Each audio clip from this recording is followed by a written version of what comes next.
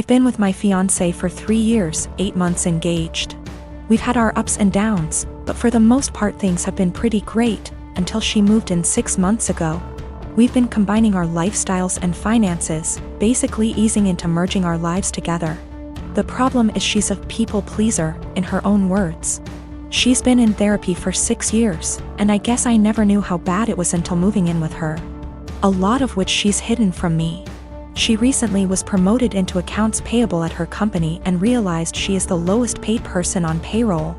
She didn't negotiate a good starting wage, and has never asked for a raise, or had one, despite multiple promotions. She inherited a car a few months ago and sold it. She had offers online from $18,000 to $25,000. But sold it to the first person who showed up for $10,000. She caught someone stealing her bike at college. The woman stealing the bike managed to convince my fiancé that it was actually her bike and my fiancé just let her take it. Despite the fact that she caught the woman cutting her bike lock. Last spring was my 30th birthday and she ordered a giant chocolate cake for the party. The cake normally comes with nuts, but given my allergy for nuts she ordered it without them. Well, when she went to pick it up and it had nuts on it, she just paid for it and brought it home. I couldn't even be in the same room as the cake. Which brings us to tomorrow. My father recently passed away and I need to fly to the other end of the country to get things sorted out with family, attend the funeral, etc. Meanwhile, we recently had a pipe burst in our home, and the contractors will be out tomorrow to fix it. My flight's at 6 a.m. and my fiancé will have to handle it, including all the negotiations because we don't know the extent of the damages. I've been giving it a lot of thought and I just don't trust my fiancé to handle it. And if I can't trust or rely on her to do something like this, how can we really be life partners? I mean, I trust that she is always looking out for me, and has my best interest at heart, but I can't trust her to get things done. We've talked about it a few times before, but it's been unproductive. She's convinced she's just being nice and doesn't like confrontation, then brings up examples of extremely confrontational people. I think she puts her aversion to conflict above her / our long-term goals, and she needs to find a happy medium. She doesn't understand how negatively this is impacting her life. But at the same time, we've had some amazing years together and she really is a great person. We're compatible in almost every other way. Recently I got engaged to my amazing fiancée Amy. I was the happiest I have ever been when Amy said yes, and was nothing but excited for our wedding. We started planning the venues, the dates, and the invites. When talking about who to invite, we both agreed to invite out coworkers as we have worked in our respective jobs for years and like them all. As I checked that off the list, Amy spoke up and said everyone from my job can come except my work friend Tally. Tally is also one of my close friends, so this surprised me that Amy didn't want to invite her. She has met Tally multiple times and there didn't seem to be any issues. When I asked why, she said she just doesn't like her and finds our friendship uncomfortable, saying she thinks that Tally is the type of person to try to sway taken men and be the center of attention. After talking some more to see where she got this idea, it turned out this was based on nothing but Tally's looks, as even Amy admitted that Tally is always very kind to her. But still, Amy is adamant about Tally not going and said that she makes her insecure. Amy is a beautiful woman, so I don't know why she feels this way. I told Amy that if it makes her feel comfortable not having Tally at the wedding, then that is fine. But before invitations go out, I wanted to speak to her privately to let her know to save embarrassment. Amy agreed, and that was really that. We didn't speak on the matter after. A week or so later I went into work and Tally started to ignore me, only really talking if it was work-related. I was confused as it isn't just her, our coworkers have started to ignore her and acting strange to me. So I contacted her BF, only for him to be sarcastic on the phone. I asked what the problem was when he asked if I actually didn't know what happened. He then filled me in. Turned out a few days earlier Amy came to my work on my day off with invitations. I had no idea she even made them yet. And handed everyone an invite in front of Tally, then saying to Tally, "You aren't invited, women like you aren't welcome," which has sparked everyone suggesting she is my other woman. Since then she has been harassed by some guys at work and shunned by the women. She is now looking for another job. This pissed me off and I apologized profusely as I didn't know. When I got home that night, I confronted Amy about this. She denied it at first, but then told me she did it, but it is now not an issue because she's quitting her job. I flipped on her, saying how she clearly didn't trust me to say and that she crossed a line doing all this behind my back. She didn't see the problem and got upset, asking me why I'm so mad, me responding, if we are really going to get married, get your insecurities in check and grow up. I stayed at a friend's since but have had texts from Amy, her friends, and her mother saying for this and that Amy doesn't deserve this treatment. I have made many attempts to speak to Tally privately to find out what was happening prior to contacting her BF. She brushed me off by saying she either had work to do or that there was nothing to talk about. No one would really speak to me, so I contacted her BF as a last resort. Her BF says he is going to pass on to Tally what I said to him on the phone. The wedding is currently on hold, that is also why I'm staying at my friend's. Need some distance to figure stuff out. Nothing has or ever will happen with Tally, no feelings, nothing adult, absolutely nothing. Tally is happy and in love, her boyfriend is someone I also consider a close friend. I was happy with Amy prior to this. And Tally is more like a sister to me. Unfortunately, due to what Amy has done, all I can really do is damage control. Of course I am planning to explain to everyone what has happened. I do not want Tally to be going through this. She is a genuinely kind person who does not deserve any of this.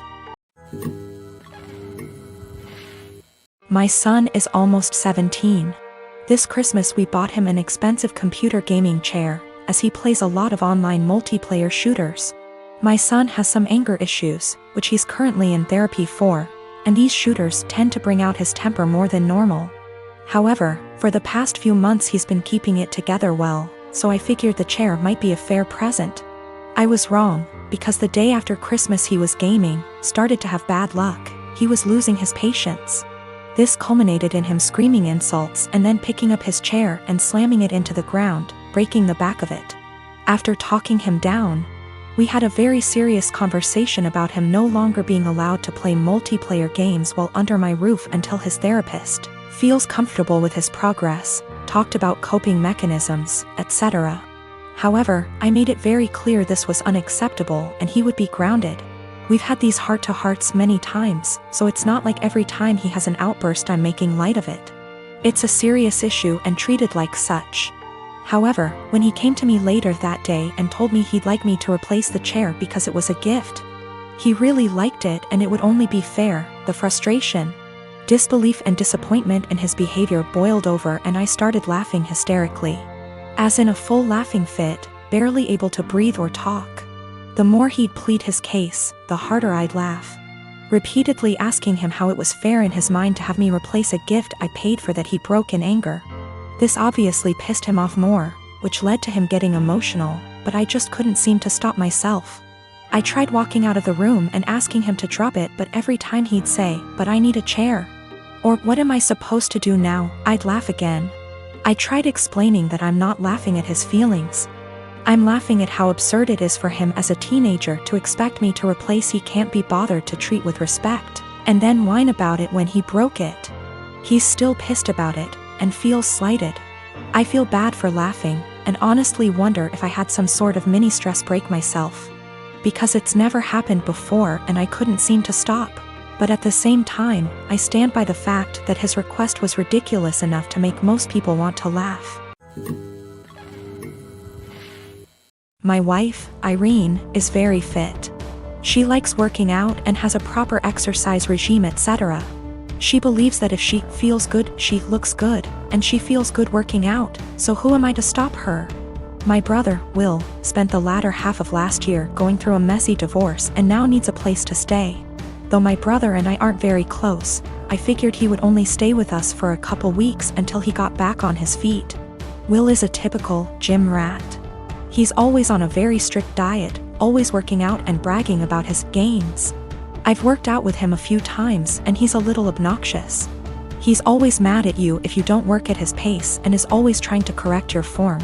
He's a pretty fit and muscular guy, but I don't like to exercise with him.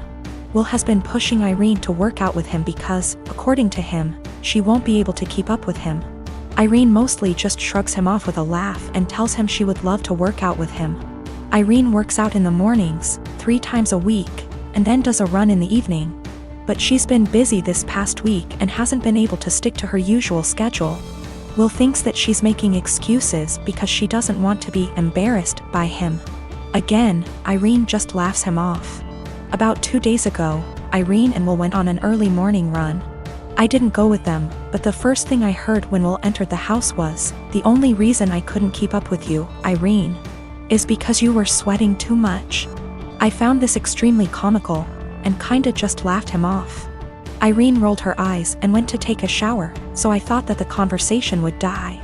However, Will just kept bringing up my wife's sweat. My wife went to work and he told her to make sure she doesn't sweat through her clothes, or when she called me in the middle of day. He yelled, "Tell the sweaty."